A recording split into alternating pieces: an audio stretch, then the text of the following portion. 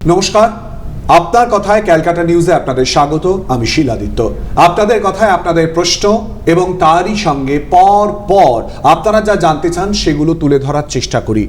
আর আজ যা তুলে ধরব, সমাজের আয়না হিসেবে আপনারা জানেন যে আন্দোলনের কথা বারবার করে বিভিন্ন সংবাদ মাধ্যম রাজ্য এবং দেশের বিভিন্ন প্রান্তে তুলে ধরেছিল, সেই আরজিকর আন্দোলন। আরজিকর আন্দোলনের প্রচুর মুখ, যার দুই প্রতিবাদী এই মুহূর্তে আমাদের সঙ্গে। একদিকে রয়েছেন চিকিৎসক অনিকেত মাহাতো, আর একদিকে রয়েছেন চিকিৎসক আশফাকুল্লাহ নাইয়া। দুজনকেই স্বাগত জানাচ্ছি। দুজনের কাছেই একই প্রশ্ন থাকবে। প্রথম প্রশ্ন অবশ্যই করে আশফাকুল্লাহর কাছে আসবো।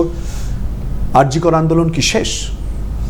না, আরজিকর আন্দোলনটা শুধুমাত্র আরজিকর আন্দোলন বলে যদি কেউ ভাবে তাহলে ভুল হবে। এটা একটা সামাজিক আন্দোলন, এটা প্রত্যেকটা মানুষের আন্দোলন।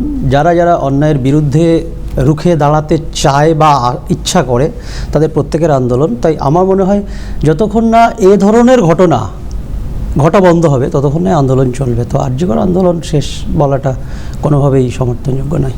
আরজিকর আন্দোলন শেষ নয় আশফাকুল্লাহ, বলার অপেক্ষা রাখে না, তুমি নিশ্চয়ই করে সমর্থন করবে, কিন্তু পরিণতি কি হলো?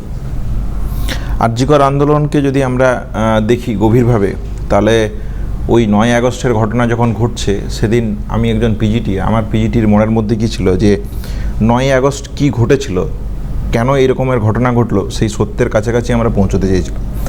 তাহলে সেই দোষীদের গ্রেপ্তার চেয়েছিলাম যে অভয়া ন্যায় বিচার পাক। তাহলে সেই পাওয়ার জায়গা এখনও আছে। এবং একটা কলেজ, মেডিকেল কলেজের অভ্যন্তরে একজন কর্তব্যরত চিকিৎসকের সাথে এই ধরনের নারকীয় ঘটনা কেন ঘটবে? যখন এই আন্দোলন এই দাবি আমরা যখন তুলেছিলাম আরজিকর মেডিকেল কলেজের অভ্যন্তর থেকে, যে আরজিকর দিচ্ছে ডাক, অভয়া বিচার পাক, নাগরিক সমাজ তাতে সম্পৃক্ত হয়েছিল। তাহলে সেই নাগরিক সমাজকে সাথে নিয়ে আমরা কিছু দাবি দাওয়া নিয়ে এই আন্দোলন শুরু করেছিলাম। সেই চলমান অভয় আন্দোলনের রেস ধরে আজকের জায়গাতে আপনি যে প্রশ্ন করছেন দাদা, তাহলে সেটাতে বলতে হয় যে স্বাভাবিকভাবেই আজ কলেজগুলোতে যে থ্রেড কালচার, যে রেগিং, যে অপসংস্কৃতির চর্চা, যে জায়গাগুলো বিদ্যমান হয়ে আছে, তাহলে যার ফল অভয়া, যার ফল আজকের কসবার ল কলেজের ঘটনা এবং অগণিত ঘটনা পশ্চিমবাংলার বুকে। তাহলে এই জায়গাগুলোকে আমরা যতক্ষণ না একটা সুনির্দিষ্ট ফলাফলের জায়গাতে নিয়ে যেতে পারছি, অভয়ার জাস্টিসের জায়গায় নিয়ে যেতে পারছি, ততদিন অবধি এই আন্দোলন আমাদের দিক থেকে আমরা চালিয়ে যাব। তোমরা কি কসবার ঘটনার পর আরজিকরের আন্দোলনকে আরও একটু বেশি পরিমাণে যোগ করে এগিয়ে নিয়ে যাওয়ার একটা চেষ্টায় কোথাও রয়েছে? একদমই তাই। দেখো, আমাদের প্রচেষ্টা এবং আমাদের ভাবধারা বা প্রথম থেকে আন্দোলনের যে সূত্রপাত, যে লাইনেই আন্দোলনটা করার প্রচেষ্টা হয়েছিল, সেটা হলো শুধুমাত্র একটা অভয়া ঘটেছে তার বিচার নয়, ভবিষ্যতে আর অভয়া না ঘটে। এবং সেটা বছর না ঘুরতে ঘুরতে আমরা দেখলাম আরেকটা কসবায় সেম ঘটনা। আমরা তো দুটো ঘটনা আলাদা করে কিছু দেখছি না। একটা ঘটনাতে সে নাম বলতে পারেনি, একটা ঘটনায় তাকে একেবারে কেড়ে নেওয়া হয়েছিল জীবনটা, আরেকটা ঘটনা এমনভাবে করা হলো হয়তো তার জীবনটা কাটতে পারলো না এবং বরং তার আরও সাহস জোগালো অন্যায়ের বিরুদ্ধে বলার জন্য। তো আমরা মনে করি আন্দোলন বা এই প্রতিবাদের যে জায়গাটা, সেটা শুধু ল কলেজ নয়। আমরা ব্যক্তিগতভাবে বিশ্বাস করি প্রত্যেকটা কলেজে যখন আপনি অগণতান্ত্রিক পদ্ধতিতে সিস্টেম চালাবেন, তার এফেক্ট বা রেজাল্ট হিসেবে এরকম উঠে আসবে। এটা আজকের একটা ঘটেছে, নেক্সট দিন অন্য কলেজে ঘটবে, জাস্ট আমরা ওয়েট করে বসে আছি। আমি একটুখানি আটকাচ্ছি আন্দোলন এবং তার ধারাবাহিকতা, যেহেতু তুমি নিজেই প্রসঙ্গটা তুললে এবং বললে কোথাও একটা ছাড় দেওয়া হয়েছিল, কোথাও একটা সুযোগ পেয়ে গেল বা সাহস পেয়ে গেল, কোথায়? প্রশাসন তো তার ভূমিকা পালন করেছে, প্রশাসন তো ইতিমধ্যেই অ্যারেস্ট করেছে এবং পরপর ব্যবস্থা নেওয়া হচ্ছে কসবার ঘটনা পরিপ্রেক্ষিতে। তাও কেন দোষ দেবে? আগে তোমার উত্তর নিই। অ্যারেস্ট করা হলো আপনার তাৎক্ষণিক কোনো একটা রিয়াকশন। অ্যারেস্ট করাটা কিন্তু কোনো প্রিভেনশন নয়। আপনার সিস্টেমে যখন কোনো ঘটনা ঘটে, তার কারণ হিসেবে অ্যাজ এ ডক্টরও আমরা মনে করি যে কি কারণে ঘটলো। যদি ডায়াগনোসিস করা যায়, ডায়াগনোসিসের জায়গা থেকে মেডিসিন দেওয়া হচ্ছে। আপনি অ্যারেস্ট করলেন 4 জনকে, আপনার কোর্টে প্রডিউস করলেন, হ্যানা ত্যানা, এগুলো চলতে থাকবে। কিন্তু এই ঘটনাগুলো ঘটছে কেন প্রথমে বুঝতে হবে। আজকের 5 থেকে 7 বছর 10 বছর হয়ে গেল আপনার মেডিকেল কলেজে ছাত্ররা তাদের প্রতিনিধি নিজের নির্বাচন করতে পারছে না। আমি এই প্রসঙ্গে আসার আগে ঠিক এই প্রশ্নটা কোথায় বলবে তাদের কথা? আসবো প্লিজ। একদম আশফাক যে জায়গাটা বলতে চেয়েছে, সেই জায়গাটাতে শুধু একটা ছোট্ট পয়েন্ট অ্যাড করতে চাই। সেটা হচ্ছে এটাই যে আমরা যদি দেখি যে ক্ষমতার অলিন্দ মেডিকেল কলেজ সহ বিভিন্ন ক্যাম্পাসগুলোর মধ্যে ক্ষমতার যে জায়গাটা তৈরি করতে চেয়েছে, যে কথাটা আমরা নবান্নের তৈরি করতে চেয়েছে, যে নবান্নের সভাগৃহে মমতা ব্যানার্জিকে যে কথাটা আমরা বলেছিলাম মাননীয় মুখ্যমন্ত্রীকে, যে একটা ছেলে নিট ইউজি পাস করছে, বিভিন্ন টাফ এক্সাম দিয়ে কলেজে যাচ্ছে, কিন্তু তারপর সে কোন সংস্কৃতির শিকার হচ্ছে? সে তো জন্মেই একজন ধর্ষক হবে বা একজন রেপিস্ট হবে বা একজন তোলাবাজ হবে, এই জন্য তো সে জন্ম নেয়নি। তাহলে কেন, কে তার মধ্যে এই সেলটা তৈরি করছে? কিভাবে একটা ছাত্রের মধ্যে এই সেলটা ঢুকছে? তাহলে এই সেলটাকে যদি ডাইসেক্ট করতে হয়, যেটা আশফাক বলতে চাইছিল, সেটা হচ্ছে যে এই জায়গাগুলোকে একটা জায়গায় যখন ক্ষমতা রাজনীতি, একটা জায়গায় শাসক দলের রাজনীতি, সরাসরি তৃণমূলের রাজনীতি যদি একটা জায়গায় তাকে পরিবৃত্ত করে, তাকে যদি আটকে দেয়, তাকে যদি লালন পালন করে সেই ক্ষমতার সমস্ত সংস্কৃতিকে, তাহলে যখন আজ প্রথমে একটু ছোট ইন্ট্রোডাকশনের নামে হলো, তারপর রেগিংয়ের নামে হলো, তারপর রেগিং, ইন্ট্রোডাকশন, তোলাবাজি, অপসংস্কৃতি, মদ গাঁজা, এই যে যাবতীয় পরিবেশ ক্যাম্পাসকে, সেই ক্যাম্পাসকে যখন ক্ষমতা একটা জায়গায় ঢেকে দেয়, সেই যে দুর্বাত্যায়নের চিত্র তৈরি হয়, সেই দুর্বাত্যায়নের চিত্র হচ্ছে আর জি করের বুকে আমরা দেখেছি। সন্দীপ ঘোষের প্রিন্সিপালের সময় থাকাকালীন আশিস পান্ডে থেকে শুরু করে যাবতীয় যারা ছিল প্রত্যেকে, আমাদের যুব সমাজকে যদি আমরা একটা সঠিক পথ দেখাতে না পারি, এই অপসংস্কৃতি থেকে সরিয়ে একটা সঠিক দিশায় যদি না আনতে পারি, তাহলে তো স্বাভাবিকভাবে এই ঘটনা অপেক্ষা করা ছাড়া। একটুখানি আটকাচ্ছি, তোমার কাছে আসবো, খালি একটা কথা বলে দিই, তুমি একেবারে শাসক দলের নাম করে বলছো, তৃণমূল কংগ্রেসের নাম করে বলছো। এই মুহূর্তে আমাদের সঙ্গে তৃণমূল কংগ্রেসের কোনো প্রতিনিধি উপস্থিত নেই, আমরা নিশ্চয়ই এই ব্যাপারে প্রতিক্রিয়া পাবো, কিন্তু তুমি শাসক দলকে আক্রমণ করছো। অপরদিকে যদি আমরা দেখি, এই ঘটনার ধারাবাহিকতা আটকানোর জন্য তো তোমাদের আন্দোলন ছিল, তোমরা কি আটকাতে পারলে? তাহলে এই মানসিক রোগ, এই যে রোগ একটা ব্যাধি হয়ে রয়ে গেল, এটা আটকানোর জন্যই তো তোমাদের আন্দোলন ছিল। কোথায় তার পরিণতি? দেখো, আটকাতে পারলাম কি পারলাম না, এটা তো ভবিষ্যৎ বলবে, সময়ের হিসেব করে দেখা যাবে কতটা আটকাতে পারলাম। কিন্তু আটকানোর দায়িত্ব যাদের ছিল, এই প্রশ্নটা আমার মনে হয় এত সুন্দর আপনি ফ্রেম করলেন।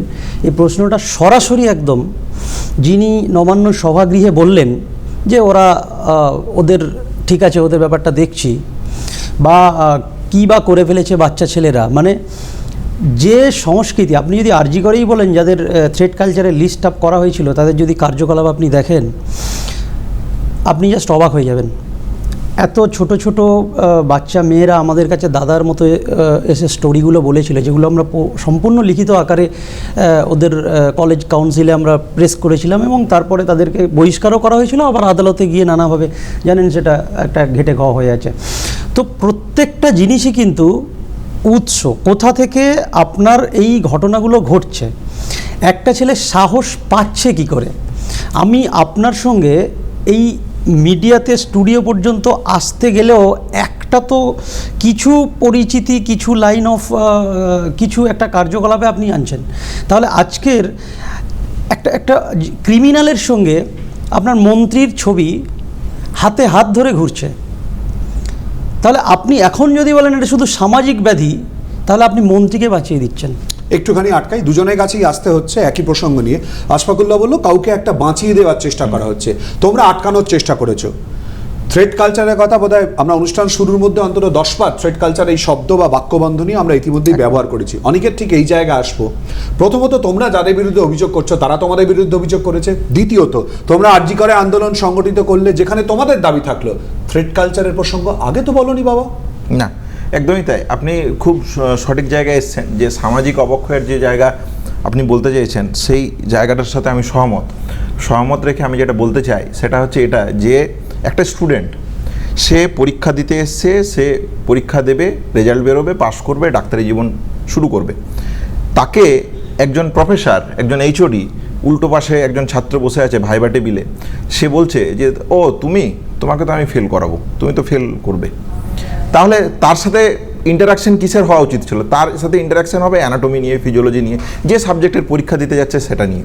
তাহলে এই যে সামাজিক মূল্যবোধ একজন চিকিৎসকের ভিতরে কোথায়? তাহলে এই ক্ষয়টা কিভাবে হচ্ছে? এই ক্ষয়টা যদি আপনাকে ধরতে হয়, এই জায়গাটাকে যদি ধরতে হয় আমাকে, তাহলে দেখা যাবে যে শুধু পশ্চিমবাংলা কেন, শুধু পশ্চিমবঙ্গের একটা জায়গা জেলার কোনো, শুধু একটা কলেজ আর জি কর কেন, শুধু মেডিকেল কলেজগুলির অভ্যন্তর যে এরকম ছিল তা নয়। তাহলে এই ক্ষয়, সামাজিক ক্ষয়ের যে জায়গাটা, এই ক্ষয়টাকে যদি আমরা আটকাতে হয়, তাহলে আমাকে প্রতিষেধকমূলক ব্যবস্থা নিতে হবে। তাহলে আপনি যে প্রসঙ্গ বলছেন যে তোমরা তো অ্যারেস্ট হয়েছে, তাহলে আর বলছো কেন? তাহলে অ্যারেস্ট হওয়া থেকে শাস্তি পাওয়া, অ্যারেস্ট হওয়া থেকে জাস্টিস পাওয়া, এই যে পথ, এই পথ আমরা আরজিকর আন্দোলনের মধ্য দিয়ে হেঁটে আমরা যেটা শিক্ষা পেয়েছি সেটা হচ্ছে যে কলকাতা পুলিশকে আমরা দেখেছি। আরজিকর আন্দোলনে কলকাতা পুলিশ, টালা থানার ভূমিকা, 176 পাতার জাজমেন্ট যদি আমরা দেখি শিলাদিত্য দাস, সেখানে মানে প্রত্যেকটা অক্ষরে অক্ষরে বিচারক ভর্ৎসনা করছে। সিবিআইয়ের ভূমিকা, দেশের সর্বোচ্চ তদন্তকারী সংস্থা, তার ভূমিকাকে যদি আমাকে দেখতে হয় তাহলে সেখানে বলছেন বিচারক যে আইও যিনি ছিলেন সিবিআইয়ের পক্ষ থেকে, তিনি কোনো ইনভেস্টিগেশনই করেননি।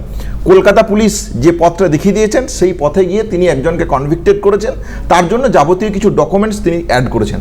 বিচারকের 176 পাতার জাজমেন্টে এই কথা বলছে। সুপ্রিম কোর্ট কোনো একদিন রবিবার সুমোটো নিচ্ছে এই ঘটনাকে বিচার করবে বলে, অথচ দেখা যাচ্ছে যখন আজ অভয়ার বাবা মা, জুনিয়র ডাক্তাররা, আপনারা সংবাদ মাধ্যম সমস্ত যখন এই ঘটনা নিয়ে উদ্বেলিত, আমরা যখন ন্যায় বিচারের কথা চাইছি, শুধুমাত্র তো আমরা জাস্টিস চাইছি, আর কিচ্ছু চাইনি। তাহলে যখন আমরা চাইনি, তাহলে যখন সুপ্রিম কোর্ট বলছে আমি বিচার দেব, আজ সেই সুপ্রিম কোর্টের ভূমিকা কোথায়? তাহলে আমি তো একটা সিম্পল কথা বলছি শিলাদিত্য, এত কথাই আমি যাব না। একজন স্মুথারিং হচ্ছে, থ্রটলিং হচ্ছে, অ্যাসল্ট হচ্ছে, তিনটে কাজ একজন ব্যক্তি কিভাবে করতে পারে? তাহলে একদিকে আমরা জুনিয়র ডাক্তার আন্দোলন করছি, আমরা প্রতিবাদ জানানোর জায়গায় যাচ্ছি। টালা থানার ভূমিকা, কলকাতা পুলিশের ভূমিকা, সিবিআইয়ের ভূমিকা, সুপ্রিম কোর্ট, দেশের সমস্ত রাষ্ট্রশক্তি একদিকে দাঁড়িয়ে আছে। তারা কি বলছে না আমরা অভয়ার বিচার দেব। তাহলে তাদের ভূমিকা, গ্রহণযোগ্যতা কোথায়? তাহলে সামাজিক ক্ষয় যেমন শাসক দলের রাজনীতির মাধ্যমে কলেজ ক্যাম্পাসগুলোতে, বিভিন্ন জায়গাগুলোতে হচ্ছে, এইটা যেমন একটা সমস্যার জায়গা। আবার যখন বিচার, এই অ্যারেস্ট থেকে শাস্তি, অ্যারেস্ট থেকে জাস্টিসের পথ, সেই পথে যে স্তম্ভগুলো দাঁড়িয়ে আছে, তাদের ভূমিকা আজকে আমরা কোথায় পাচ্ছি? তাহলে এই জায়গায় সাধারণ মানুষ যাবে কোথায়? তাহলে এই জায়গাটা তো আমি তো বলতে পারি না আপনি এই জাজমেন্টটা দিন, এই জাজমেন্ট দিলে আমরা খুশি হব। তাহলে খুশি হওয়ার তো প্রশ্ন এখানে নয়।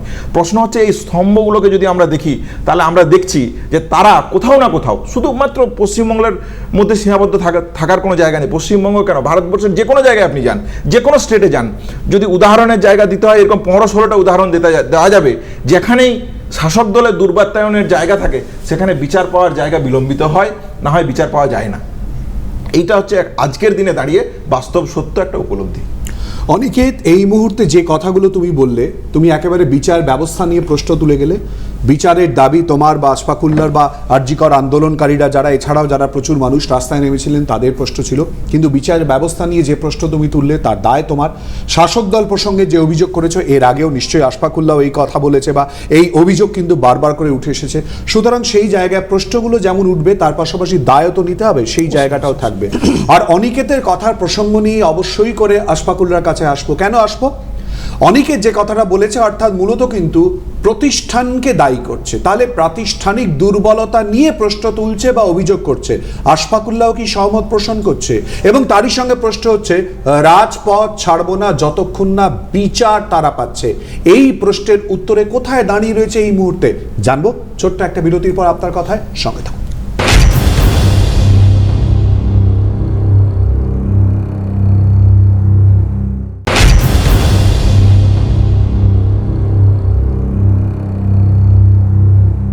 বিরতির পর আবারও আপনাদের স্বাগত।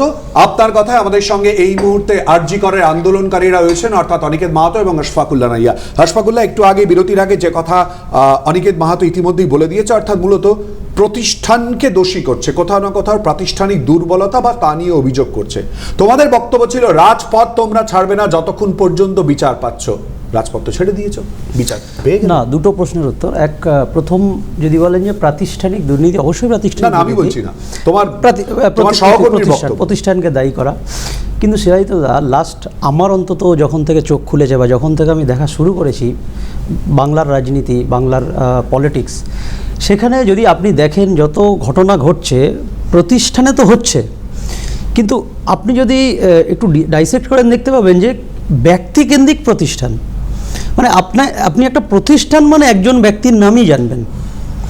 আলটিমেট যেটা হওয়া উচিত ছিল, একটা কলেজে আপনার প্রিন্সিপাল থাকবে, ভাইস প্রিন্সিপাল থাকবে, আপনার বিভিন্ন পদের সুপারভাইজার থেকে শুরু করে সমস্ত জায়গার কর্মচারীরা থাকবে এবং তারা দলগতভাবে একটা কাজ করবে, প্রতিষ্ঠানের সম্মান বাড়াবে। কিন্তু আপনি যদি জাস্ট দেখেন একটু ভালো করে রিসেক্ট করে, এক একটা প্রতিষ্ঠান, আরজিকর মানে সন্দীপ ঘোষ, আপনি বাকি 10 জনের নাম বলতে পারবেন না, কে এমএসবিপি ছিল, কে আপনার ওখানে কটা ডিপার্টমেন্টের এইচওডি ছিল, নাম খুঁজে পাবেন না, জাস্ট ফর এক্সাম্পল। তো এখন যেগুলো হয়ে যাচ্ছে, যে একটা প্রতিষ্ঠান একজন ব্যক্তির নামে হয়ে যাচ্ছে, এবং সেই ব্যক্তিটা আপনি দেখবেন যে আপনার কোনো একজন বড় নেতা। বাস এটা তোমাদের তৈরি করো না? আমাদের তো একদম তৈরি করা নয়, আপনি ডিসেক্ট করে দেখুন না প্রত্যেকটা জায়গায়। এবং সেই সমস্যাটা কোথায় হচ্ছে, একজন ব্যক্তি বলছে, আমার যতটুকু নলেজ হয়েছে, একজন ব্যক্তি বলছে আমি 294টা কেন্দ্রের প্রার্থী। এই সেন্টেন্সটা মানে কিন্তু পুরো পশ্চিমবঙ্গটাকে একটা প্রতিষ্ঠান বানানোর প্রচেষ্টা। তার সঙ্গে তোমার কি হতে পারে। সম্পর্ক? তুমি তো রাজনীতি করো না বলে তোমার দাবি। রাজনীতি তার করা- সঙ্গে তোমার কি সম্পর্ক? রাজনীতি তিনি যদি করি না বলে বলে থাকেন- বুঝি না তা নয়। তিনি যদি বলে থাকেন তিনি একদম। রাজনৈতিক ব্যক্তি বা ব্যক্তিত্ব হিসেবে যেই বলেছেন, তার সঙ্গে আমি- তোমার আমি আন্দোলনের কি রাজনীতি সম্পর্ক? না তোমার গায়ে করলেও- লাগছে কেন? আমি রাজনীতি না করলেও আমি পার্ট অফ দ্য রাজনীতি, এবং ওই রাজনীতিটা আমার এবং আমার পশ্চিমবঙ্গবাসী প্রত্যেকটা ব্যক্তির গায়ের উপর এসে পড়ে। রাজনীতি করি না তার মানে এই নয় রাজনীতিতে কি হচ্ছে সেটা আমি জানবো না। রাজনীতি করি না এই মানে নয় যে রাজনীতিতে কোনো ভুল হলে সেটা বলতে পারবো না। এখনও পর্যন্ত কোনো দলের কোনো মেম্বারশিপ নিইনি, তার মানে এই নয় কোনো দল যদি ভুল করে সেটা আমি বলতে পারবো না। কারণ আমি একটা নাগরিক, যদি রাজনৈতিক কোনো ভুল হয়, কোনো ভ্রান্তি হয়, কোনো উদ্ধত্ত হয়, কোনো জায়গায় কোনো অহংকার হয়, সেই জায়গাগুলোর প্রত্যেকটা এফেক্ট আমার মতো একজন ব্যক্তির উপরে এসে পড়ে। প্রত্যেকটা আলু, পেঁয়াজ, তেল দাম থেকে শুরু করে বাসের কত ভাড়া হবে সেটাও আমার উপরে এসে পড়ে। একজন ডাক্তারবাবু হয়ে আমি শুধু ওষুধ লিখে দিলে হয় না, আমি যে মেডিসিনটা দেবো সেই মেডিসিনের দাম কত হবে সেটা রাজনীতি থেকেই আসে। তাই রাজনীতি যখন কোনো ব্যক্তিকেন্দ্রিক প্রাতিষ্ঠানিক ব্যাপার হয়ে যায় শিলাদিত্য দা, তখন একটা রাজ্যের উপর, একটা রাষ্ট্রের উপর, একটা দেশের উপরে প্রভাব পড়ে।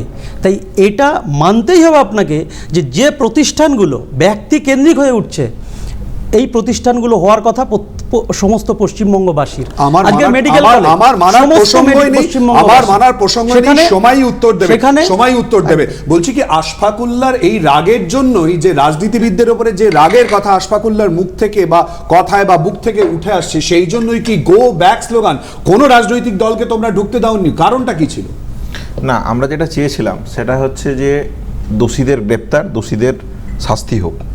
কারণ আরজি করের অভ্যন্তরটা ঠিক কেমন ছিল এইটা একটা মানে কোশ্চেন। এইটা না হলে এই কথাটার অ্যান্সার বোঝা যায় না। তাহলে আরজি কর এমন একটা ছিল, এখন আমরা থ্রেড কালচার সম্পর্কে দেখছি, ল কলেজের ঘটনা নিয়ে থ্রেড কালচার কেমন সেটা বুঝতে পারছি। সেখানে স্থায়ী উপাচার্য বিশ্ববিদ্যালয়গুলোতে নেই, তার ফলে একটা ঢিলেঢালা প্রশাসন, সেটা একটা গভর্নিং বডি, সেই গভর্নিং বডি সমস্ত ক্ষমতা কুক্ষিগত করে। আবার আরজি করের অভ্যন্তরে যদি আমরা দেখি তাহলে দেখা যাচ্ছে যে স্বাস্থ্য দুর্নীতির চিত্র, যে একটা মানুষের স্বাস্থ্য তার কোনো বালাই সেখানে নেই। ছাত্রদের ন্যূনতম পরীক্ষা, এক্সাম সিস্টেম, ন্যূনতম যে দাবিগুলো, সেই দাবিগুলো নিয়ে জানাই তা করা যায়, জানাই তা করা হয়েছে।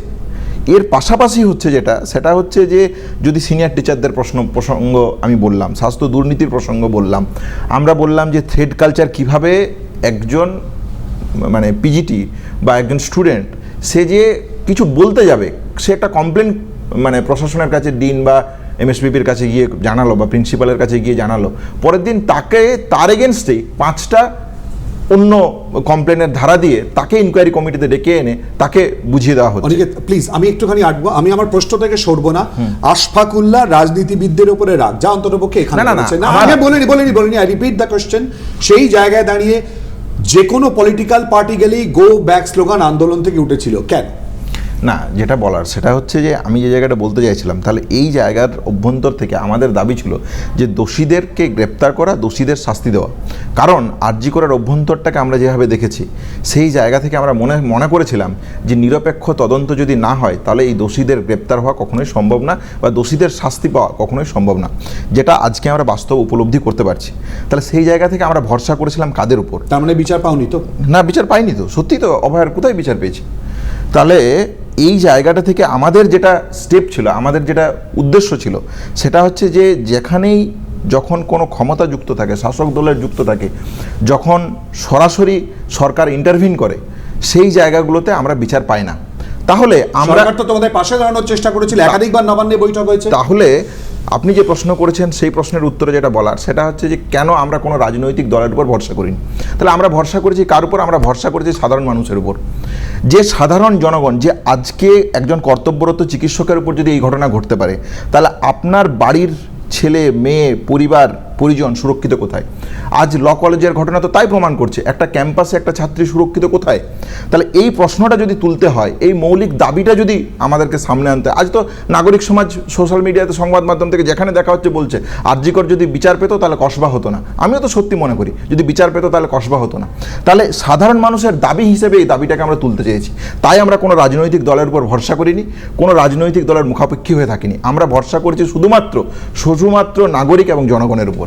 সেই নিয়ে আমাদের আন্দোলন। অনেকে যে কথা জানিয়ে দিচ্ছে শুধুমাত্র নাগরিক এবং জনগণের উপরে ভরসা রেখেছে। আশফাকুল্লাহ তার রাগের প্রসঙ্গ তুলে ধরেছে। রাগের জায়গাটা কোথায় যেমন খোঁজার চেষ্টা করছি, তারই সঙ্গে কিন্তু এই আন্দোলন নিয়েও প্রশ্ন উঠেছে। দুজনে কেউই নিশ্চয়ই অস্বীকার করতে পারবে না, এই প্রশ্নের উত্তর খোঁজার চেষ্টা করব। শুধু তাই নয়, তারই সঙ্গে প্রশ্ন উঠেছে যেটা নিয়ে, সেটা হচ্ছে টাকার উৎস। আমরা উত্তর খোঁজার চেষ্টা করব আপনার কথায়। আমাদের দুই অতিথির সঙ্গে কথা বলে ছোট্ট একটা বিরতির পর সঙ্গে থাকুন।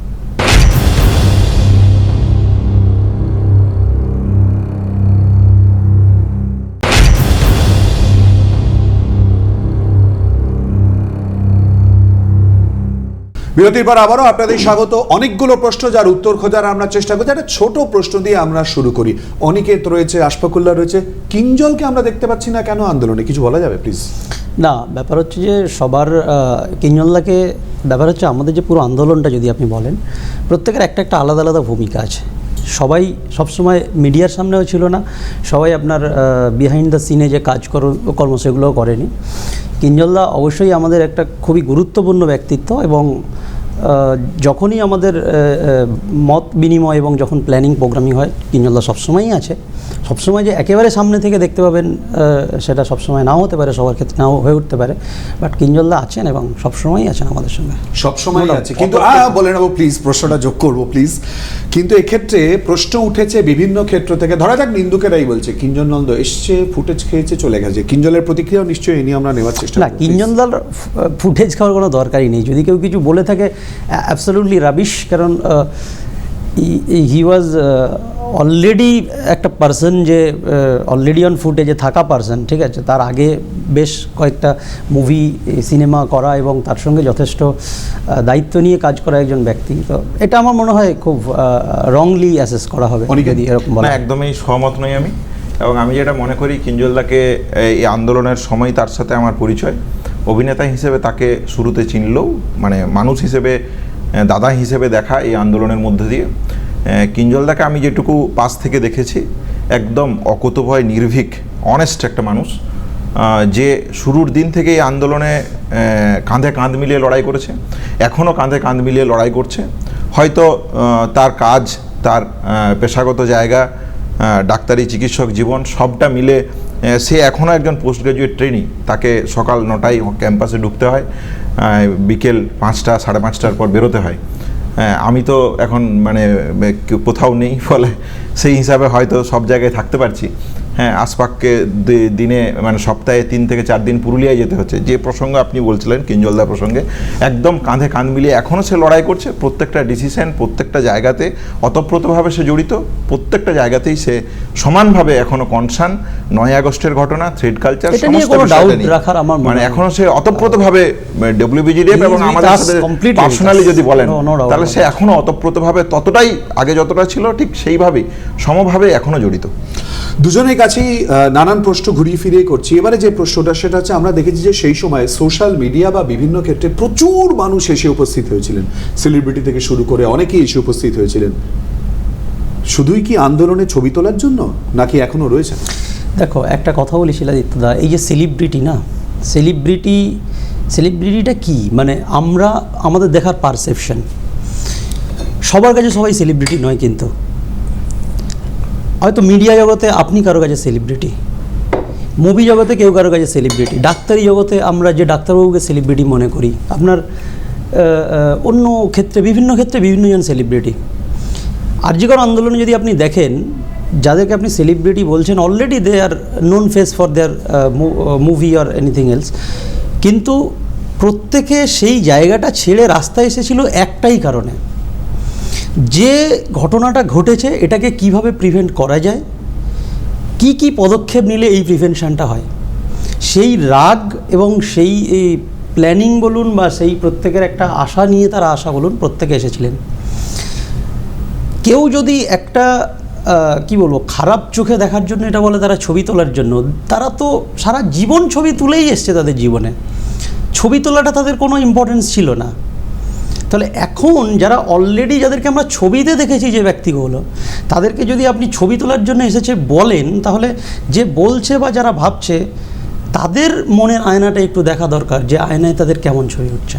এখনো কি তারা আন্দোলনের সঙ্গে জড়িত বা যোগাযোগ রেখেছে বা সম্পৃক্ত হয়ে রয়েছে? 9 আগস্টের ঘটনাকে যদি দেখতে হয় তাহলে যে জায়গাটা দরকার, যেটা আমরা বারবার আন্দোলনে বিভিন্ন সময় বলেছি, যে 9 আগস্টের আন্দোলনের সহমর্মিতা বা সমবেদনাটাকে সামনে রেখে যে কোনো একজন মানুষকে বিচার করা উচিত, যে কোনো ঘটনাকে বিচার করা উচিত। তাহলে এইটাকে যদি আমরা দেখি, তাহলে আমরা যেটা করেছি বা আমরা যেটা করতে পেরেছি বলে আমি মনে করি, আন্দোলনের প্রাপ্তি হিসেবে যদি বলেন, তাহলে আমি যেভাবে দেখি যে আমরা আরজি করের যে নৃশংস ঘটনা, সেই ঘটনাটা যখন আন্দোলনের চেহারা নেয়, একটা প্রতিবাদের চেহারা নেয়, তখন এই নির্যাতিতার বিচারের দাবি প্রত্যেকটা মানুষের হৃদয়ের অন্তঃস্থলে একটা জায়গায় যেন জায়গা করে আছে বলে আমার মনে হয়। প্রত্যেকের সাথে এখন যেটুকু কথা হয়, বিভিন্ন সময় যাদের সাথে দেখা হয় বা যোগাযোগ হয়, সেই যোগাযোগের জায়গা থেকে যদি কথার প্রসঙ্গে আসতে হয়, এই আপনার স্টুডিও আসার আগে একজন ফোন করেছিলেন, তারও জায়গা, কনসার্নের জায়গা এটাই যে সেই যে দুঃখ, সেই বেদনা, সেই সমবেদনা, সেই সহমর্মিতাটা যেন সে এখনও বুকের মধ্যে আঁকড়ে নিয়ে বসে বেঁচে আছে। প্রচুর অসংখ্য মানুষ এখন আছে যারা বয়স্ক, ইয়াং, 90 বছর, 80 বছর, 70 বছর বয়স, আমাদের মেডিকেল কলেজের অভ্যন্তরে PGT, junior doctor, senior doctor, প্রত্যেকের মনের মধ্যে একটাই জায়গা আছে বিচারের আকুতি নিয়ে। তারা এখনও এই আন্দোলনের পাশে, এখনও এই আন্দোলনের প্রতি সহমর্মিতা পূর্ণ মাত্রায় রাখে। আমি তো একটা সেন্টেন্স বলতে গিয়ে আমি তো শেষ করলাম না, সেটা হলো যে সবার চোখে আলাদা আলাদা সেলিব্রিটি। তো আমার চোখে বা আমার মনে হয় অনেক সচেতন নাগরিকদের চোখে, যারা বরং আন্দোলনে এসছে তারা নতুন করে সেলিব্রিটি হয়েছে। আমি ব্যক্তিগতভাবে মনে করি যে সমস্ত ব্যক্তিরা এই আন্দোলনের জন্য পথে নেমেছেন তারাই অ্যাকচুয়াল সেলিব্রিটি। ঠিক এই জায়গাতে এরপর যে প্রসঙ্গটা চলে আসে সেটা হচ্ছে, তোমরা জানো যে এই প্রশ্নটা খুব স্বাভাবিক তোমাদের কাছে আসবে, সেটা হচ্ছে টাকা কোথা থেকে পেলে? প্রচুর টাকা বিভিন্ন জায়গা থেকে এসেছে, সেই টাকার নথি কি, কোথায় রয়েছে, এর দায় তো তোমাদেরকেই নিতে হবে। আসফাক, দেখুন, এটা তো মিডিয়াতে প্রশ্ন উত্তর খুবই সহজের থেকে অনেক বেশি কঠিন প্রশ্ন উত্তরের মধ্য দিয়ে আমাদের যারা এই টাকা পয়সার দায়িত্ব ছিল তারা গিয়েছে। পুলিশ সমস্ত তথ্য নিয়েছে, প্রশ্ন উত্তর করেছে ঘন্টার পর ঘন্টায়। অনিকেতদা, আমাদের অর্ণবদা, দেবাদা পুলিশকে সহযোগিতা করেছে এবং জানেন আপনারা সমস্ত তথ্য যাচাই বাছাই করার পর সেটা কোর্টে, বিধাননগর কোর্টেও উঠেছিল বা একটা টাইমের পর কোর্ট বলেছে এটার কোনো প্রত্যেকটা হিসেব ঠিক আছে, বা এই কোর্টে যে অভিযোগ করা হয়েছিল এই অভিযোগটা একেবারে কোনো এর ইম্পর্টেন্সই নেই।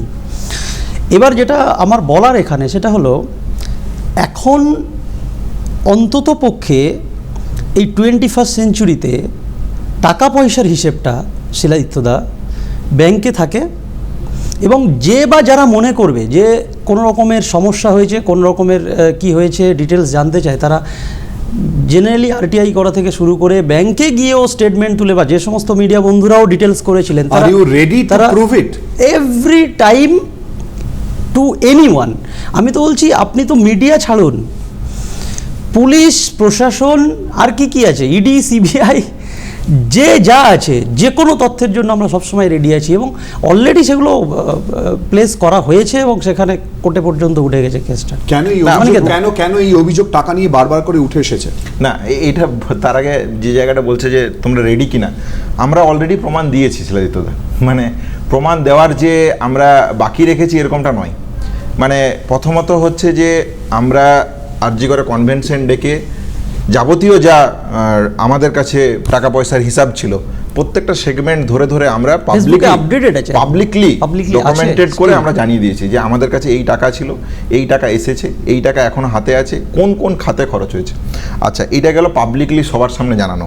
যদি বলেন যে প্রশাসনকে জানিয়েছেন কিনা, তাহলে পুলিশ আমাদের একজন রাজু ঘোষ নামক একজন ব্যক্তি, সে আমাদের নামে বিধাননগর এজিএসএম আদালতে কমপ্লেন করে, সেই কমপ্লেনের বেসিসে কেস হয়। সেই কেসের পরিপ্রেক্ষিতে আমাদেরকে দিনের পর দিন বিভিন্ন সময় আমাকে, দেবাদাকে, কিঞ্জলদাকে, অর্ণবদা ট্রেজারার আমাদের অর্ণবদাকে, রাজদীপকে বিভিন্ন সময় তারা ডাকে। আমরা যে সময় ডেকেছে, যেভাবে ডেকেছে, ডিউটির সময়টুকু বাদ দিয়ে বাকি সময় সহযোগিতা করেছি তাদের সাথে পূর্ণ মাত্রায়।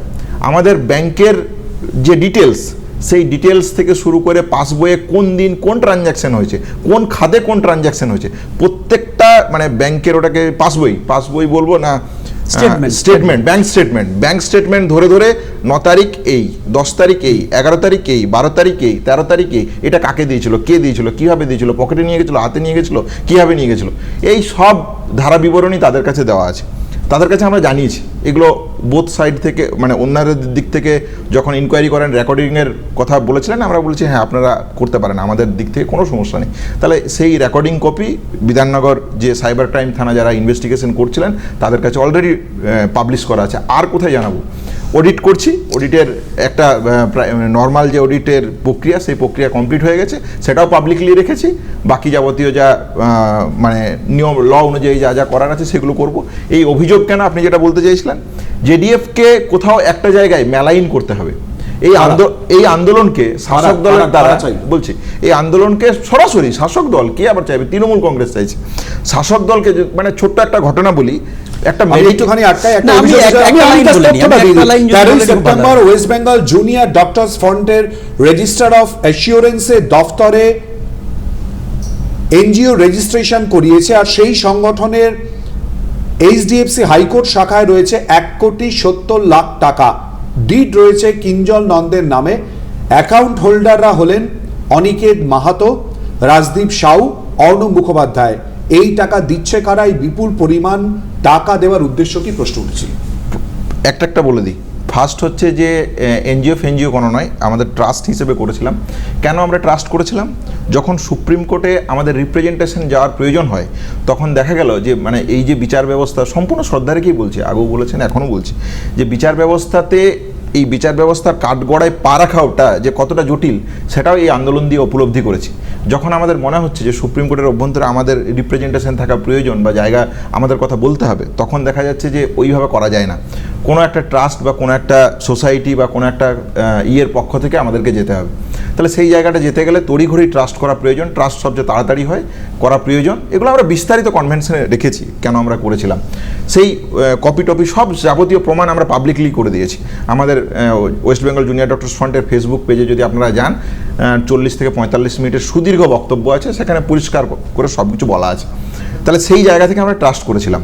সাধারণ মানুষ এই আন্দোলনের পাশে থেকে আমাদের সিনিয়র ডাক্তার, চিকিৎসকরা, অগণিত মানুষ এবং আমার মনে হয় সংবাদ মাধ্যমের বিভিন্ন কর্মী যারা এই আন্দোলনের প্রতি সম্পৃক্ত হতে চেয়েছিলেন, তারা এই আন্দোলনে টাকা দিয়েছেন। যে টাকার সংখ্যা বলছেন মোরলেস পাশাপাশি এই টাকার সংখ্যা আমাদের অ্যাকাউন্টে এখনও বিদ্যমান আছে। সেই টাকা আছে, কত টাকা কি আছে সেগুলো আমরা পরিষ্কার সবার কাছে রেখেছি। টাকা থেকে একটু সিরিয়াস থেকে একটু ডেভিয়েশন আমি বলি, শিলাদিত্য একটু ভেবে দেখুন।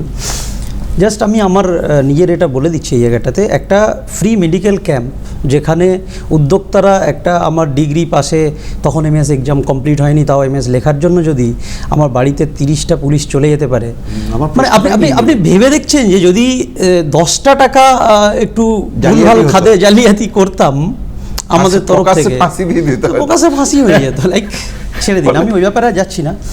তো উদ্দেশ্যটা খুব ইম্পর্টেন্ট। এখন না, আমার যেটা বলার সেটা হলো যে সময়টা যেভাবে যাচ্ছে আর আমরা যে জায়গায় দাঁড়িয়ে শুরু যেভাবে করেছিলাম আমরা একদম প্রথম থেকে, যে আমাদের ন্যায় বিচার চাই থেকে যেভাবে বিভিন্নভাবে আমাদেরকে দাগিয়ে দিয়ে বিভিন্নভাবে, আপনি দেখুন লাস্ট 1600 জনের মধ্যে আমাদের 3 জনকে আপনার আলাদা আলাদা জায়গায় আসবো সে প্রসঙ্গে মেরিট বহির্ভূত জায়গায় ট্রান্সফার করা হলো। মানে আমি বলতে চাইছি যে যদি কোনো জায়গায় ফল থাকতো শিলাদিত্যদা, আপনি এই যে স্টুডিওতে ডাকছেন হয়তো আর পেতেন না। আন্দোলনে আসার সুযোগ থাকতো না। একটা প্রশ্ন কেন সার্জেন্ট লেখায় প্রশ্ন, মানে এই প্রসঙ্গ কেন উঠেছিল, উত্তর দিয়ে দিল অনিকেত। এক মিনিট প্লিজ, আমরা অনেকগুলো জায়গা আসতে হবে, যা সংক্ষেপে জানতে চাইবো, যদিও বিস্তারিত ব্যাখ্যা হলে ভালো হতো আর কি। আশফাকুল্লাহকে যেখানে ডিউটি করতে দিয়েছে চলে গেছে, দেবাশিস যেখানে ডিউটি করতে দিয়েছে চলে গেছে, তুমি এত অনড় থাকলে কেন? তুমি কেন মামলা করে বসলে? আরে চিকিৎসক ব্রতী, তোমরা রাস্তায় নামবে, গ্রামে যাবে, যে আন্দোলনের কথা বলছো, যে মানুষের জন্য এত পরিচিতি পেয়েছো। না, প্রথম হচ্ছে যে যেটা সবচেয়ে উল্লেখযোগ্য, মানে একটু সময় নিয়ে প্রোগ্রামটা হলে আরও ভালো হতো মনে হচ্ছে। হ্যাঁ, প্রশ্ন খুব ভালো আপনার, কিন্তু যেটা বলার সেটা হচ্ছে যে আমাদের ওয়েস্ট বেঙ্গল জুনিয়র ডক্টরস ফ্রন্টের সাংগঠনিক সিদ্ধান্ত যে আমাদের উপর যেটা হয়েছে এই 1600 জনের মধ্যে 3 জন, এর দ্বারা প্রশাসন কী বার্তা দিতে চাইছে? যে আমি 1600 জনের মধ্যে এমন 3 জনকে চুজ করব, আমি যাকে পারবো তাকেই যেখানে খুশি যে কোনো জায়গায় আমি পাঠাতে পারি। এইটা হচ্ছে যে থ্রেড কালচারের একটা রূপ। তাহলে আমরা যারা লড়াই করেছি থ্রেড কালচারের বিরুদ্ধে, আমরা তাহলে সেই লড়াইকে কীভাবে মানতে পারি? সরাসরি অভিযোগ অনিকেতের, এবং সেই অভিযোগের সত্যতা বা পূর্ণতা ওকেই প্রমাণ করতে হবে। যদিও আবার বলছি, আশফাকুল্লাহ এবং দেবাশিস তারা কিন্তু নিজেদের জায়গায় চলে গেছে। কেন উত্তর খোঁজার চেষ্টা করবো, প্লিজ প্লিজ প্লিজ উত্তর খোঁজার চেষ্টা করব। এবং তারই সঙ্গে আন্দোলনের গতি কোথায় রয়েছে, আর নির্যাতিতার বাবা মা তাদের সঙ্গে কি কথা হয় ওদের, জানবো একটা বিরতির পর। সঙ্গে থাকুন।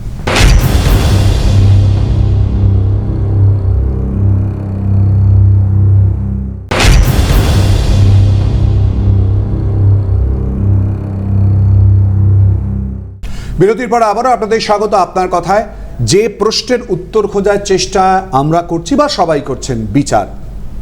আর যারা নিজেদের মেয়েকে হারালেন তাদের সঙ্গে এই মুহূর্তে কতটা যোগাযোগ রয়েছে, কথা হয়? হ্যাঁ, প্রায় রেগুলারই কথা হয়, প্রায় রেগুলার কথা হয়, এবং প্রত্যেকটা ঘটনা বা কোর্টের যে ডেট পড়া থেকে শুরু করে বা আমাদেরও কোনো প্ল্যানিং প্রোগ্রামিং থাকলে কথা হয়, রেগুলারই কথা হয়। এবং আমাদের তরফ থেকে বার্তা যে আমরা ওনাদের সন্তানের মতোই সব সময় পাশে আছি, এবং ওনাদের তরফ থেকে যে পজিটিভ বার্তা যে আমরা হাল ছাড়িনি বাবা, তোমরা হাল ছেড়ো না, আমরা তোমাদের বাবা মায়ের মতোই আছি, তোমাদের বোনের বিচারটা ছিনিয়ে আনার জন্য যতদিন রাস্তায় থাকতে হয় আমরা থাকব। এবং অত্যন্ত সাহসী এবং অত্যন্ত দৃঢ়প্রতিজ্ঞ বাবা মা, এরকম কি বলবো, মানে আমাদের পথ দেখানোরও একটা ওনারা বলতে পারো সামনের সারির। এবং আরেকটা কথা এর সঙ্গে অ্যাড করি, আগেরটা বলা হলো না, যেটা অনেকের রিঅ্যাকশন নিয়ে একই প্রসঙ্গে তারপর আসবো প্লিজ। না, একদমই তাই। যোগাযোগ পূর্ণমাত্রায় ওয়েস্ট বেঙ্গল জুনিয়র ডক্টরস ফ্রন্টের পক্ষ থেকে আছে, এবং শেষ দিন অবধি থাকবে। এটা যে এরকম নয় যে কোনো একটা মোড়ে গিয়ে আমাদেরকে সরে যাওয়ার বা পালিয়ে যাওয়ার প্রশ্ন আছে, এরকমটা নয়। তাহলে আমরা তো নিঃস্বার্থভাবে বিচার চেয়েছিলাম, সেই বিচার যতদিন না সম্ভব হচ্ছে, সম্পূর্ণ হচ্ছে। আর বাবা মার কথা যদি বলতে হয় তাহলে তো মানে সবচেয়ে যেটা মানে কষ্টের, সেটা হচ্ছে তাদের জীবনে আমি যেটুকু মানে সান্নিধ্য হয়েছে, কথাবার্তা হয়েছে, গল্প হয়েছে, আলোচনা হয়েছে, সেই জায়গা থেকে যেটা দেখেছি সেটা হচ্ছে তাদের আর হারানোর কিছুই নেই। তাদের জীবনের প্রায় সম্পূর্ণ জায়গাটাতেই শুধুমাত্র এই আন্দোলন আর তার ন্যায় বিচারের জন্য দাঁড়িয়ে আছে। তাহলে সেই মানুষগুলোর পাশে আমরা যদি না থাকি, নাগরিক সমাজ যদি না থাকে, কে থাকবে? তাহলে স্বাভাবিকভাবেই এটা মানে বলার কিছু নেই, শেষ দিন অবধি, শেষ সময় অবধি আমি নিজে ব্যক্তিগতভাবে এবং West Bengal junior doctors front সর্বশক্তি দিয়ে সর্বসম্মতভাবে তাদের পাশে থাকবে। না, একটা সেন্টেন্স ছোটো বলে দিই যে মানে কীভাবে যোগাযোগ আছে। আমি ঠিক করেছিলাম যে 1 বছর অন্তত আমরা আমি অন্তত বা অনেকজন আমরা ছিলাম যে নতুন কোনো ড্রেস কিনবো না, কোনো পার্টি বা আনন্দের কোনো উৎসবে অংশগ্রহণ করবো না 1 ইয়ার। তো আমার জন্মদিনে অভয়া দিদির মা নিজে পছন্দ করে শার্ট কিনে আমার জন্য পাঠিয়েছিল, মানে ওনার বাড়িতে যেতে আমাকে শার্ট গিফট করেছিল। মানে এরকম একটা ভালোবাসা। তো আপনি বলছেন না, সেটাই তাদের কানেকশানটা, মানে আমাদের কানেকশানটা এখন একেবারে ফ্যামিলির মতোই হয়ে গেছে। আর আগের একটা কথা যেটা আপনি বারবার বলছিলেন যে অনিকেত দা আর একজন জয়েন করেছে, 2 জন জয়েন করেনি, এটা কিন্তু একেবারে সাংগঠনিক সিদ্ধান্ত, এবং এই ডিভিশনের কোনো জায়গা নেই। একটা কথা আছে যে হৃদয়ের কিছু সমস্যা থাকে, সেটা মস্তিষ্ক বোঝে না সবসময়। তো এটা হৃদয় মস্তিষ্কের একটা ব্যাপার বলতে পারেন। আমরা প্রত্যেকেই কিন্তু হৃদয় মস্তিষ্ক সব মিলেই একটা সম্মিলিত। আমি আলাদা হওয়ার কথা বলিনি, তুমি প্রসঙ্গ তুললে, আমি কিছু বলিনি প্লিজ। না, আমি এবার যে প্রসঙ্গে আসবো সেটা আছে আমাদের সময় সংক্ষিপ্ত চেষ্টা করব। কর্মবিরতিতে যখন চিকিৎসকরা গেছিলেন সেই নিয়ে বারবার করে প্রশ্ন উঠেছিল, কর্মবিরতির সিদ্ধান্ত ভুল ছিল না ঠিক?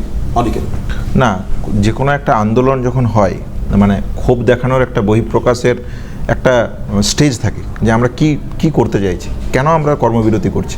তাহলে আমরা কি বলেছি? আমরা বলেছি যে একজন চিকিৎসক কর্মরত অবস্থায় যদি তার রেপ এবং মার্ডারের মতন ঘটনা ঘটে, তাহলে আমি আমার সহপাঠী, আমি আমার সিস্টার, আমি আমার নার্সিং স্টাফ, আমি আমার প্যারামেডিক্যাল ছাত্রী, তাদের কাছে কি অ্যান্সার দেবো, তাদের কাছে কি যুক্তি দেবো যে কেন এই ধরনের ঘটনা ঘটলো, এই ঘটনার পিছনে মোটিভ কী, উদ্দেশ্য কী। তাহলে আমি যদি জানতে না পারি তাহলে আমি তাদেরকে কীভাবে সুরক্ষিত বোধ করব। তাহলে এই জায়গা থেকে ছিল আমাদের কর্মবিরতির সিদ্ধান্ত। স্বাভাবিকভাবেই যে কোনো আন্দোলন, যে কোনো প্ল্যাটফর্মের যে কোনো আন্দোলনকে তৈরি করার ক্ষেত্রে, গতির ক্ষেত্রে একটা পদক্ষেপ বা স্টেপ থাকে যে কেন আমি কর্মবিরতি করছি। তাহলে কর্মবিরতির কারণ আমার এটা ছিল। আমার কারণের সাথে কেউ যদি দ্বিমত প্রকাশ করতে পারে, কিন্তু আমার দিক থেকে আমি এখনও বিশ্বাস করি যে আমার কর্মবিরতি করার কারণ ছিল যে শুধুমাত্র আমার সহপাঠিনী যারা আছে তাদের কাছে এই উত্তরটা খোঁজা যে 9ই আগস্ট কেন এই ঘটনা ঘটলো। তাহলে আমরা বলতে পারবো যে ক্যাম্পাসের পরিসরে বা ক্যাম্পাসের পরিবৃত্তে যে আমার সহপাঠী যারা তারা সুরক্ষিত হবে কি হবে না। আমার সময় সংক্ষিপ্ত, আশফাকুল্লাহ তোমার কাছে আসবো, বলবে প্লিজ প্লিজ প্লিজ। আন্দোলন হলো, অনশন হলো, নবান্নে বৈঠক, যাব না যাওয়া হলো, কর্মবিরতি হলো, ফলাফল কি? না, ফলাফল তো অনেক আছে। আমি কর্মবিরতি নিয়ে একটা লাইন শুধু অনিকেতদার সঙ্গে অ্যাড করব। আমরা কর্মবিরতি করেছিলাম approx near about 1 month or 40 days কম বেশি। কিন্তু আমরা পরীক্ষার পাশ করার পর গভর্নমেন্ট থেকে যে আমাদের কাজে যোগদান করার যে প্রসেসটা হয়েছে সেটা কিন্তু মোর দ্যান 90 days। এটা কিন্তু ভুললে চলবে না শিলাদিত্যদা। মানে এটা তো তোমার কাজের অঙ্গ, মানে এটা তো দায়বদ্ধতার অঙ্গ। দায়বদ্ধতা 90 দিন আমাদের ঘরে বসিয়ে রেখেছিল। আপনি মনে হয় বোঝাতে পারলাম না আমি। মানে পরীক্ষায় পাশ করার পর থেকে কাজে যোগদান করার ইচ্ছা করে 90 দিন আমাদেরকে বসিয়ে রাখা হয়েছিল। আফটার 90 days আমরা কাজে জয়েন করার সুযোগ পেয়েছি। তাহলে কর্মবিরতি আমরা 40 দিন করেছি, আর সরকার কর্মবিরতি করিয়েছে 90 দিন। যাই হোক, এটা আলাদা ক্যালকুলেশন। আপনার যে প্রশ্নটা ছিল যে কি ফলাফল হলো, দেখুন ফলাফল যদি আপনি বলেন, আমি যদি 1 থেকে গোনা শুরু করি হয়তো অগণিত আছে, কিন্তু যেটা সবচেয়ে বেশি ইম্পর্টেন্ট আমরা মনে করেছি পুরো আন্দোলন এবং যে জায়গাটা, সেটা হলো আমাদেরকে শিখিয়েছে চুপ না করে থাকতে, আমাদেরকে শিখিয়েছে অন্যায় দেখলে প্রতিরোধ করতে, আমাদেরকে শিখিয়েছে যে ক্ষমতা যত বড় হোক না কেন নিরস্ত্রভাবে যদি প্রতিরোধ করা যায় তাহলে সেই ক্ষমতাও মাথা নত করবে। তার অনেক উদাহরণ আপনারা যদি দেখেন পারবেন যে পুলিশ কমিশনার থেকে শুরু করে ডিএমই ডিএইচএস থেকে শুরু করে থানার ওসি থেকে শুরু করে এবং একটা কলেজের principal still in the jail, এবং প্রসেস চলছে। তারপর বারে বারে এই যে ঘটনাগুলো ঘটছে সেগুলো বলার জন্য অনেক মানুষ সামনে আসছে।